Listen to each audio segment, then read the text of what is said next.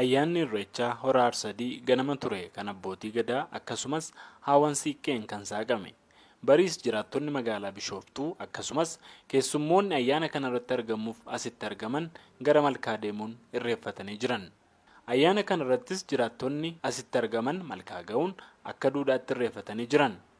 Hedduun isaanii warri VOA'f yaada isaanii kennan ayyaana kanatti baay'ee gammaduu dubbatu. Aadde Tigist Raggaasaa jiraattuu magaalaa Adaamaati. Yeroo jalqabaatiif ayyaana Irreechaa kan hora Arsadii dhufte. Irreeffachuuf dhufnee baay'ee nama gammachiisa. Kalecha Finfinnee ollee Arraasa ollee gammachuun baay'ee natti dhagahameera. Miila gaariidha kun. Baay'ee namatti tola. Nama faamee deemu, nama aadaadhaan deemu kana olaaltu seerri Oromoo, seerri aadaa warra keenyaa dur bade addisii ta'e natti mul'ata bara kana keessatti.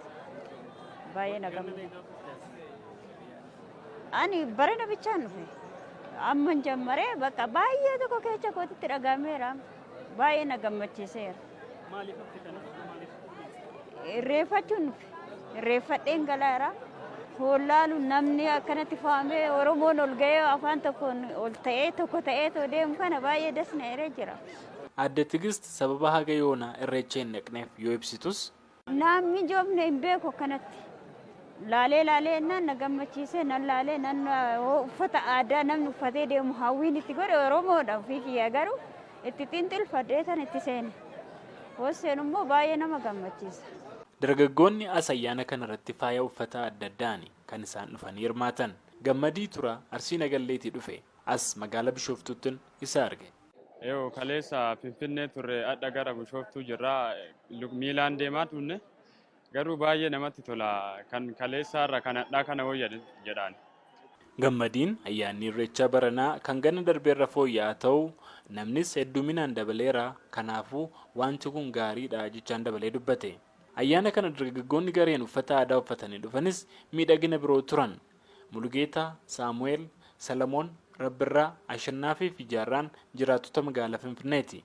Akka Mulugeetaan jedhutti isaan keessaa namni takka ganna 10 oliif waggaan kan Arsadii dhufu jiraatullee akka tuutaatti garuu ganna 10 daa'imummaa kaasanii Arsadii uffata wal fakkaatu uffatanii dhufanii ayyaaneffatu. Umurii ijoollummaarraa kaasnee haaluma kanaan faayofnee dhufaa jirra. Ayyaanni bara kana baay'ee bareedaadha, miidhagaadha.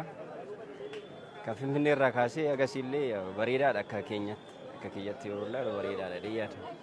Haalli Finfinneerraa yoo dhuftu xiqqoo ishee bu'aa bayii xiqqoo ni qaba. Haa ta'u malee immoo gaariidha. Yaa'us geenyerra. Dadhabbii qaba garuu. Miilaan deemna baay'ee isaa duukamirraa kaasnee ammasitti miilaan deemna jechuun dandeenya. Mulugeetaan innii fi hiriyoonni isaa kaleessa galgala ayyaana kanaaf gara magaalaa Bishooftuu kan seenan ta'uu himee galgalas wal baruu fi sagantaa bashannanaatiin dabarsinee jedhe. Waan sirratti daandiin xiqqoo ishee dhiphina qaba. Uummannis otoo walumaa galee akkasitti wal hubatee yaada tokkoon socho'ee gaariidha beekama. Lammaa Booruu Boosatii fi hiriyoonni isaas magaalaa Adamaatii dhufan ganna 10 olii fi wal duuka irreeffachuu isaanii dubbata. Jijjiiramoonni garaagaraa ni jiru. Fakkeenyaaf duraan haalli naannoo kanaa jechuun haalli ittiin deemnee irreeffannu baay'ee rakkisaa ture. Amma haalli tokko fooyya'eera, karaan tolfameera. Namnis akka duraanis wal dhiibetoo miidhaa garaagaraa walirra hin ga'u waan ta'eef amma haala bareedaarra jira. Kana caalaas immoo wanti fooyya'aa qaban ni jira ta'a. Isaanis immoo ni fooyya'edhee ni yaada. Fakkeenyaaf duraan konkolaataan hanga magaalaa Bishooftuu nu seensisa ture. Amma garuu magaalaa Bishooftuu osoo hin gahin karaa haaraa irratti nu dhaabe. Sanis immoo fedhii irreeffachuudhaan wanta qabnuuf miila keenyan kan sa'a tokkos sa'anii olis deemee dhufu wanta jiruuf san odoo akka konkolaataan akkana nu siiqu odoo godhanii baay'ee bareeda. Uummannis immoo osoo hin dararamin osoo hin rakkatin dhufee ta'e irreeffata jedhee yaada jechuudha. Wanti hirmaattonni irratti dubbatan keessaa keessumaa bara kana haala geejjibaa ture irratti daandii guddichi Finfinnee Adaamaa geessurraa Maqa Bishooftuutti konkolaataawwan geejjibaa waan cufamanii fi kun rakkoo guddaa ta'uu martuu irra deddeebiidhaan VOA'tti himanii jiran. Dargaggoo Maashoo Abdallaa Shaashamannee irraa dhufe Waggaadhaan jijjiirama garaagaraa argaatiin dhufee jijjiirama an argeessi inni tokko ani indoom uummanni baranaa seeraan dabaleerallee an akka kiyyatti uummanni hin dabaleera garuu chaalenjoota baay'eetu tureeyyu. Chaalenjoonni jiran sunniin aanaa hundi waan qixa hubateeru leenatti hin fakkaatu iyyuu xalaa garaagaraa nu gaafataa turan daandii irratti.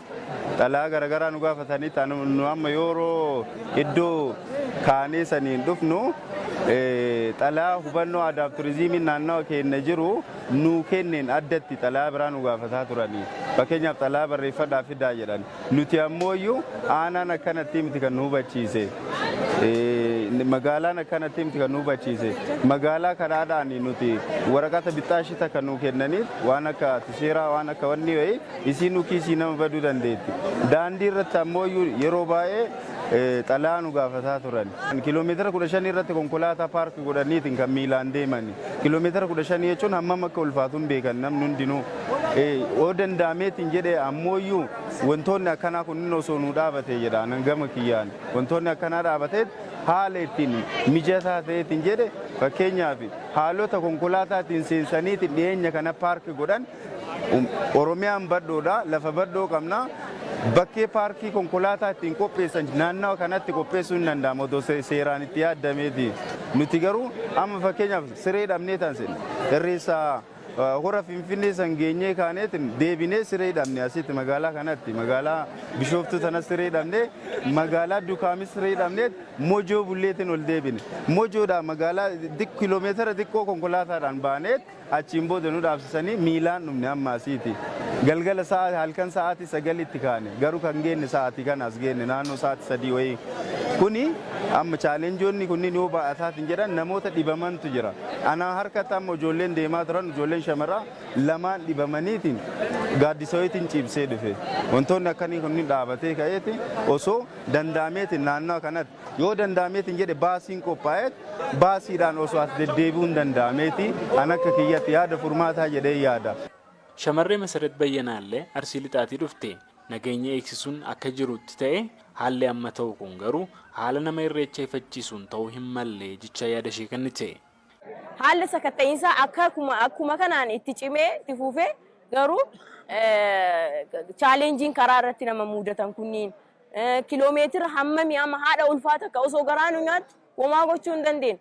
Jaarroleen namoonni gugurdaan kunniin kiiloomeetira 15 ol fagaatanii achi dhaabbachuun akka namni irreecha hifatu taasisaa jira.